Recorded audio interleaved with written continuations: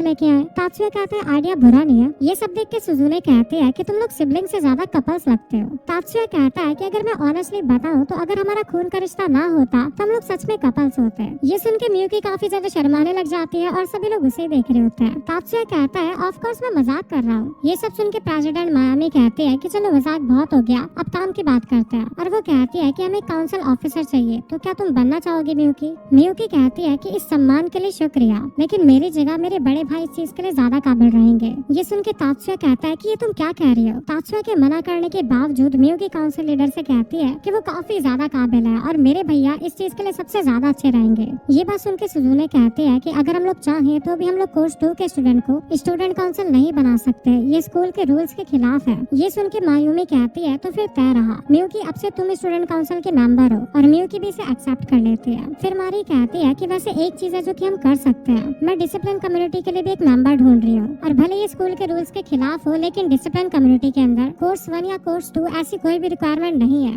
उसके बाद मारी तात्सुया को डिसिप्लिन कम्युनिटी का मेंबर बना देती है। तात्सुया कहता है पर मेरा ओपिनियन तो सुन लो, मुझे तो ये भी नहीं पता कि डिसिप्लिन कम्युनिटी के मेंबर की क्या क्या रिस्पॉन्सिबिलिटीज होती है। मायूमी तात्सुया से कहती है कि तुम्हें चिंता करने की कोई जरूरत नहीं है, डिसिप्लिन कम्युनिटी मेंबर की सिर्फ एक ही रिस्पॉन्सिबिलिटी होती है, उन्हें स्कूल के सभी स्टूडेंट्स को रूल्स को मेंटेन करवा के रखना होता है। उसके बाद आजुका उसे बताती है कि अगर स्कूल के अंदर कोई भी रूल्स के खिलाफ मैजिक का यूज करेगा तो तुम्हें उसे रोकना पड़ेगा। तात्सुया कहता है इसका मतलब अगर कोई भी मैजिक का यूज करके लड़ता हुआ पाया गया तो मुझे उसे रुकवाना पड़ेगा, भले ही उन्हें रोकने के लिए मुझे अपनी ताकत का इस्तेमाल क्यों ना करना पड़े। मारी कहती है हाँ चलो बाकी काम हम लोग स्कूल के बाद कंप्लीट करेंगे। उसके बाद हमारा सीन शिफ्ट होता है जहाँ पे तात्सुया एरिका और शिबाता से कहता है कि मैंने डिसिप्लिन कम्युनिटी को ज्वाइन कर लिया है, जिस पर एरिका कहती है कि इसमें तो तुम्हें काफी ज्यादा मुश्किल आने वाली है क्योंकि तुम्हें भी काफी ज्यादा डिसिप्लिन में रहना होगा। और ये कहने के बाद वो एक पावर पैनल के ऊपर अपना हाथ रखती है और अपने मैजिक को मापने की कोशिश करती है और इस पैनल के अंदर डिस्क जितनी आगे जाती है उस मैजिशियन के अंदर उतनी ज्यादा ताकत होती है। एरिका के बाद तात्सुया इस पैनल के ऊपर हाथ रखता है और वो डिस्क थोड़ी सी आगे जाती है। इसका मतलब तात्सुया के अंदर नॉर्मल मैजिक काफी ज्यादा कम है। तात्सुया अपने मन में कहता है कि मैं अभी भी नॉर्मल मैजिक का यूज नहीं कर पा रहा हूँ और इसी के साथ सीन शिफ्ट हो जाता है। और फिर हम लोग देखते हैं तात्सुया और मियुकी को जो कि स्टूडेंट काउंसिल ऑफिस के अंदर आते हैं, जहाँ पे सभी लोग तात्सुया और मियुकी को कांग्रेट्स कर रहे होते हैं उनकी नई पोस्ट के लिए।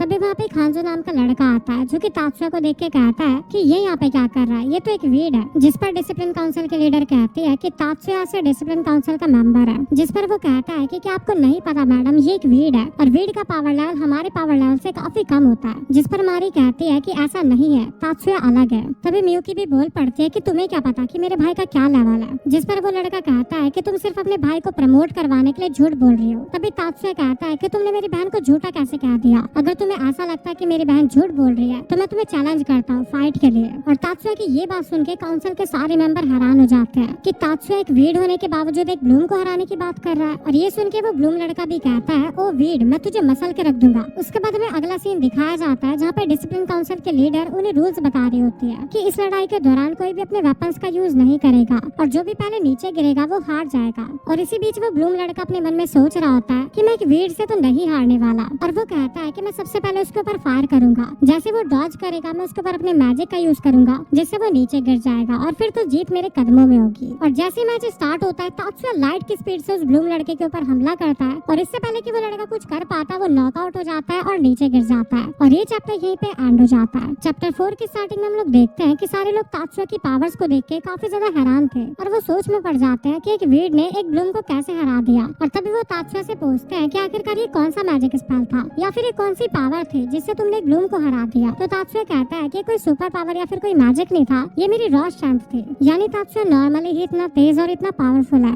और ये बात सुन के कि कोई मैजिक नहीं है वहाँ के सभी लोग काफी ज्यादा हैरान हो जाते हैं। और ये सब देख के स्टूडेंट काउंसिल के एक मेंबर सुजुने काफी ज्यादा हैरान होते हैं और वो अपने मन में कहती है कि ये तो कुछ ज्यादा ही तेज था, मैंने आज तक किसी भी इंसान को अपनी रॉ स्ट्रेंथ में इतना ज्यादा फास्ट नहीं देखा। और तभी वो ब्लूम लड़का जिसका नाम हांजो है वो कहता है कि क्या फायदा एक ब्लूम होने का जब मैं एक वीड से हार गया। उसी बीच मायूमी वहाँ पे आके हांजो से पूछती है कि तुम ठीक तो हो ना, जिस पर हांजो कहता है हाँ मैडम मैं बिल्कुल ठीक हूँ। उसके बाद हांजो मियुकी से माफी मांगता है उसके रूड बिहेवियर के लिए, जिसके लिए मियुकी उसे माफ कर देती है। और फिर हांजो तात्सुया को देख के बिना कुछ कहे वहाँ से चला जाता है। और इसी बीच डिसिप्लिन काउंसिल के मेंबर तात्सुया से कहते हैं कि हम लोग काफी ज्यादा भटक चुके हैं, हम लोगों को अपने ऑफिस में जाना चाहिए तात्सुया। और अगले सीन में हम लोग मारी और तात्सुया को डिसिप्लिन काउंसिल के ऑफिस में देखते हैं। और इसी बीच तात्सुया उस पूरे ऑफिस की हालत को देख के काफी ज्यादा हैरान होता है और कहता है डिसिप्लिन काउंसिल का ऑफिस वो भी इतना ज्यादा अनडिसिप्लिन, यानी तात्सुया इतनी सारी गंदगी को को देख के कहता है कि एक मैजिक इंजीनियर होने के नाते मैं इस जगह पे तो काम नहीं कर पाऊंगा। उसके बाद हमें कुछ देर बाद का सीन दिखाया जाता है जहाँ पे मारियो और तात्सुया डिसिप्लिन काउंसिल के ऑफिस को सही कर रहे होते हैं और हर चीज को उसकी सही जगह पे लगा रहे होते हैं। और जब वो लोग सफाई कर रहे होते हैं तभी डिसिप्लिन काउंसिल के ऑफिस के अंदर दो लड़के आ जाते हैं और उनमें से एक लड़का आते साथ मारी को बहना कह के बुलाता है और दूसरा लड़का मारी से कहता है कि हम लोगों ने पेट्रोलिंग के अंदर किसी को भी डिसिप्लिन तोड़ते हुए नहीं देखा। और ये सुनने के बाद मारी अपने भाई को मारने लगती है और कहती है कि मैंने तुम्हें कितनी बार कहा है कि मुझे बहना कह के मत बुलाया करो। और मारी के हाथों मार खाने के बाद वो लड़का तात्सुया को देख के कहता है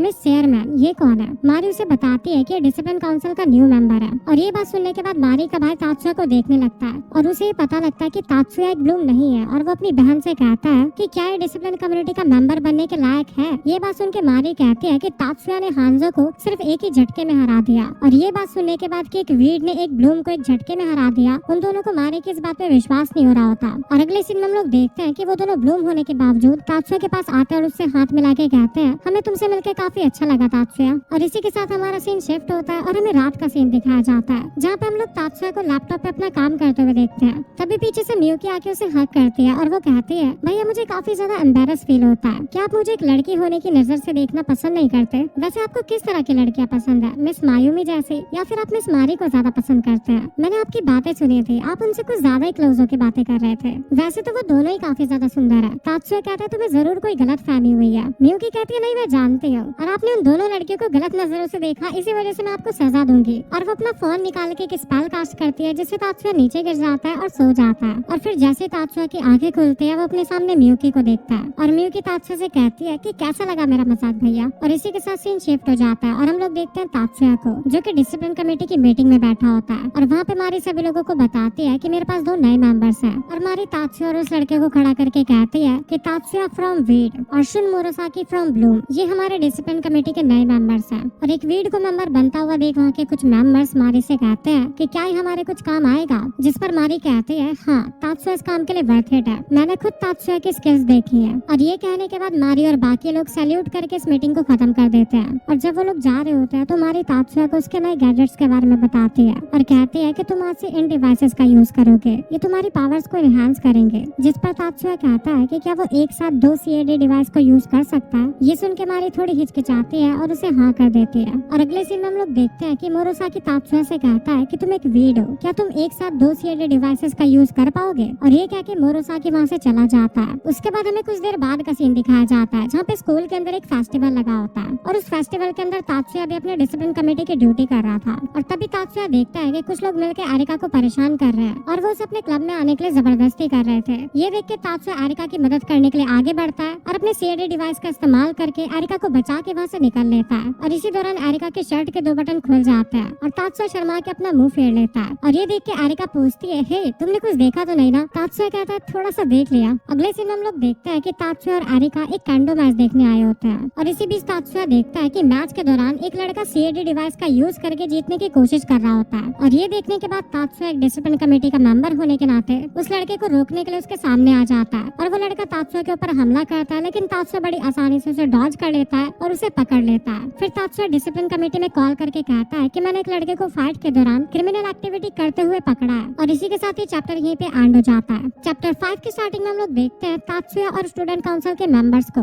जहाँ पे स्टूडेंट काउंसिल की प्रेसिडेंट तात्सुया से कहती है कि आखिरकार तुमने किरिहारा को क्यों पकड़ा है। तात्सुया कहता है कि मैंने मिस्टर किरिहारा को रंगे हाथों सीएडी डिवाइस का यूज करते हुए देखा था और वो इसका यूज चीटिंग करने के लिए कर रहा था, इसी वजह से मैंने उसे पकड़ा है। और ये सब सुन के मारी जिमोनजी से कहती है कि आपका इस पर क्या कहना है। और इसी बीच तात्सुया मिस्टर जिमोनजी को देख के अपने मन में कहता है इसकी बॉडी तो मेरी बॉडी के कंपैरिजन में पहाड़ जैसी है और मुझे लगता है कि काफी ज्यादा स्मार्ट भी है, इसलिए मुझे इससे बच के रहना होगा और इसे जल्दी से जल्दी सरपास करना होगा। जिस पर मिस्टर जिमोनजी कहते हैं कि इस बार तो मुझे तुम्हारी कोई गलती नहीं लग रही है, इसीलिए इस बार मैं तुम्हें माफ करता हूँ, लेकिन अगली बार ध्यान रखना कि कोई भी डिसिप्लिन ना टूटे। और इसी के साथ हमारा सीन शिफ्ट हो जाता है और हम लोग देखते हैं तात्सुया को जो कि अपने दोस्तों के साथ बैठ के डिनर कर रहा था और वहाँ तात्सुया अपने दोस्तों को बताता है कि आज उसकी लड़ाई किरिहारा से हुई थी डिसिप्लिन तोड़ने की वजह से। जिस पर लियोनहार्ड कहता है कि हाँ मैंने सुना है, लेकिन किरिहारा तो काफी ज्यादा पावरफुल है तात्सुया, आखिरकार तुमने उसे हराया कैसे। जिस पर मियुकी कहती है कि मेरे भैया को कोई नहीं हरा सकता, वो सबसे ज्यादा पावरफुल है। जिस पर शिबाता कहती है कि मुझे पता है मियुकी, तुम्हारा भाई रॉ स्ट्रेंथ में काफी ज्यादा पावरफुल है, पर फिर भी ये तात्सुया के लिए मुश्किल होना चाहिए था क्योंकि किरिहारा काफी ज्यादा ताकतवर है। इस बात पे मियुकी कहती है मेरे भैया बहुत पावरफुल है, इसी वजह से तुम्हें उन्हें इतना पसंद करते हो। और ये सब देख